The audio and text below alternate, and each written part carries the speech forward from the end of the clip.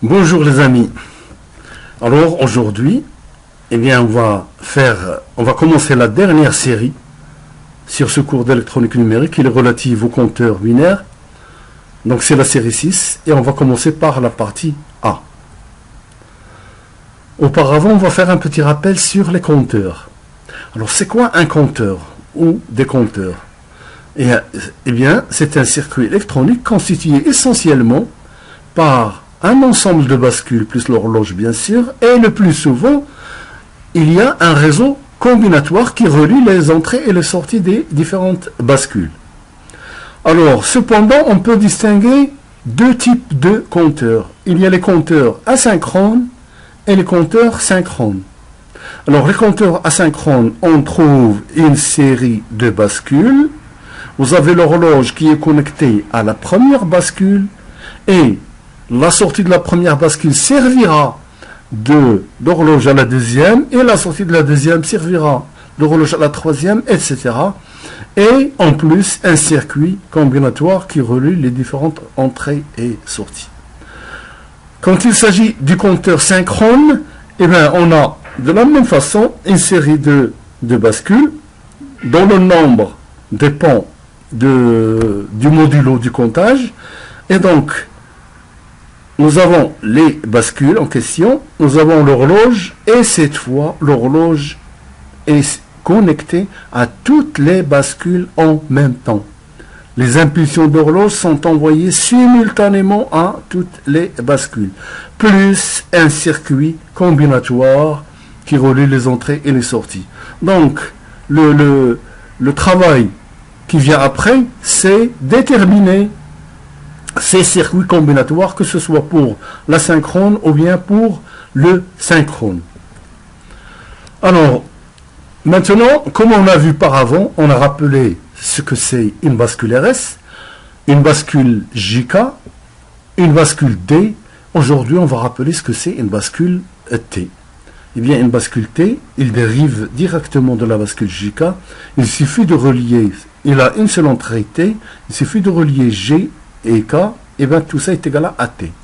Donc par rapport à la table de vérité qu'on a vu globale de la bascule JK, on avait vu l'autre jour que cette partie concerne la bascule D, et bien aujourd'hui il y a cette partie et celle-là qui concerne la bascule T.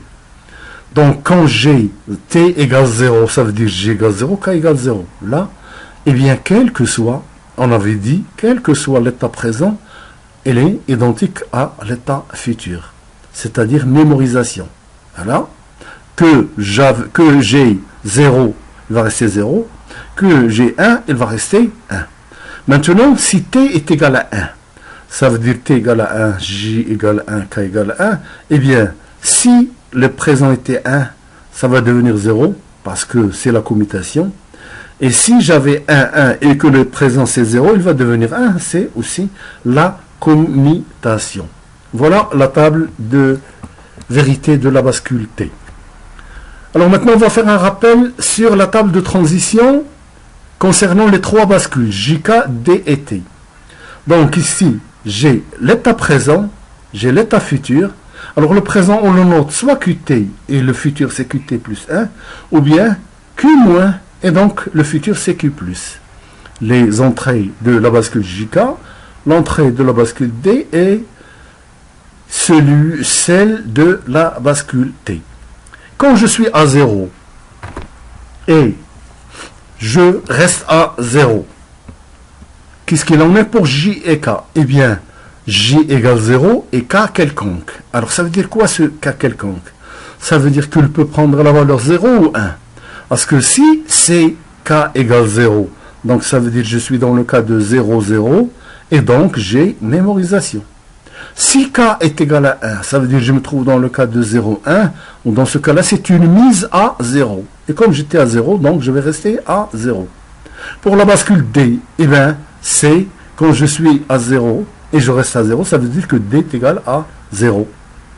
Pour la bascule T, de même, T égale 0. Maintenant, si je passe de 0 à 1, ça veut dire pour la bascule JK, c'est 1 et quelconque. Ce quelconque, ça veut dire que si il est égal à 0, ça veut dire j'ai 1, 0. C'est une mise à 1. Voilà. Et si c'est 1, ça veut dire 1, 1, c'est une commutation. Voilà. Pour la bascule D, eh ben, ça fait 1. Et la bascule T, pour passer de 0 à 1, commutation, eh ben, il faut mettre 1. Maintenant, si je suis à 1 et je passe à 0, donc J c'est quelconque et K égale à 1.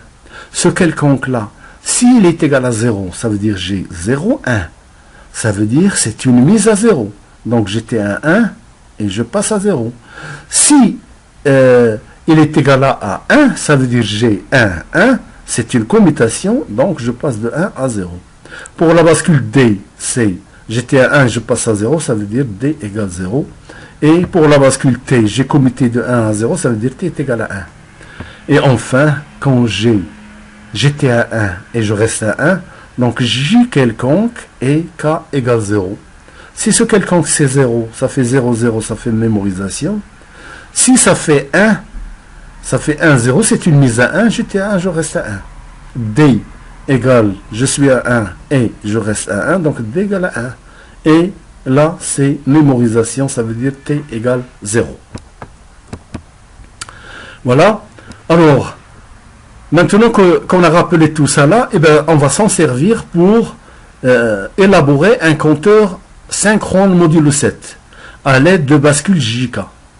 Donc, la méthode est la suivante. D'abord, modulo 7, ça veut dire il va compter jusqu'à 6. Il va compter de 0 jusqu'à 6. Le 6, comment il s'écrit? C'est 1, 1, 0. Donc, ça veut dire j'ai besoin de 3 bascules. Voilà. Et bien, je vais prendre, c'est là, je vais prendre une bascule QC, QB, QA. Voilà. Avec le A, le QA, c'est le bit de poids faible. Et QC, le bit de poids fort. Alors, ça, c'est l'état présent. Et ça, c'est l'état futur. On a dit on compte jusqu'à 6 et on revient à 0. Alors, on met le présent et le futur, c'est pour indiquer au compteur que quand tu es dans cet état, voilà, après une impulsion d'horloge, voilà ton futur. Et quand tu es là, voilà ton futur. Alors, comme ici, c'est des pas de 1, c'est un compteur naturel, ça veut dire 0, 1, 1, 2, 2, 3, etc. Et bien, quand il va arriver au maximum, il doit revenir à 0, donc il va revenir à 0. Mais on peut avoir un compteur quelconque, par exemple, un compteur qui passe de 1 à 4. Et bien, dans ce cas-là, quand vous êtes à 1 là, voilà, et bien vous allez lui indiquer que le futur de 1, c'est 4. Et vous allez mettre ici, voilà, vous mettez 1, 0, 0. Et si vous êtes à, je sais pas moi, à cette valeur-là et vous voulez passer à un autre, chaque fois vous lui indiquez là où il est, quel est le futur de cet état-là. Voilà, mais nous, on est en train d'élaborer un compteur naturel, c'est-à-dire qu'il passe d'une valeur à l'autre par saut d'unité. Eh bien, comme on a vu par avant à travers les tables de transition, là, quand je suis par exemple le QC, voilà, le QC présent, QC futur. Quand je suis à 0 présent et je reste à 0, eh bien, le JC, c'est 0 et KC quelconque. QB, 0 reste à 0, c'est 0 et KB quelconque. Par contre, par exemple, le QA, on est à 0 et on passe à 1. Dans ce cas-là, le GA égale à 1 et le KA égale à quelconque. C'est ce qu'on avait juste avant dans les tables de transition. Et vous allez faire la même chose pour tous ces changements-là. Et donc, vous devez vous dire que ça, c'est une table de vérité dans laquelle, ici, vous avez les fonctions d'entrée et ici, vous avez les variables d'entrée, pardon, et là, vous avez les fonctions de sortie. Ça veut dire que JC est une fonction de sortie, KC, JB, etc. Et donc, on est amené à définir une table de Carnot pour chaque sortie, comme on va voir là. Voilà. Donc, on va transposer les résultats pour chaque colonne, ici, par une table de Carnot. Voilà JA, JB, JC, etc.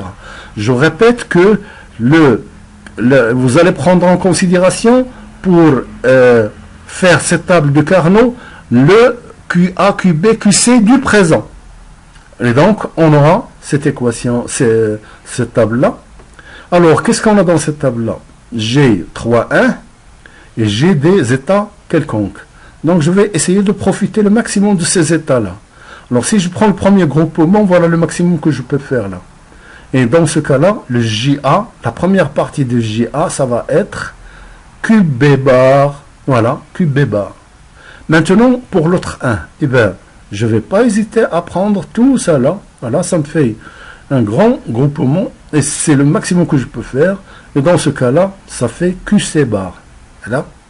JB, la même chose. Qu'est-ce que je vais avoir là? Eh bien, G2, 1. Je ne peux prendre que ces deux états quelconques. Et ça me fera le QA. Voilà, le QA. Ici, voilà, j'ai 1, puis un état quelconque. Donc, ça va me faire QA, QB.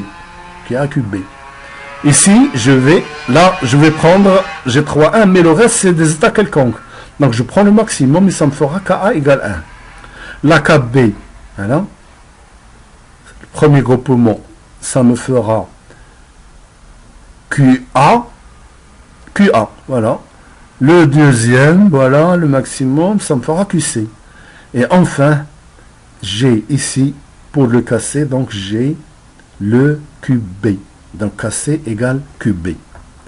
Et à partir de ce résultat-là, alors comme on avait dit, pour afficher le maximum qui est 6, le 6 nécessite, l'écriture de 6 nécessite 3 bits.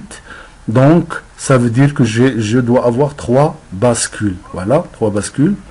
Deuxième pas, c'était, comme on sait qu'il est synchrone, l'horloge, on le relie à toutes les bascules en même temps.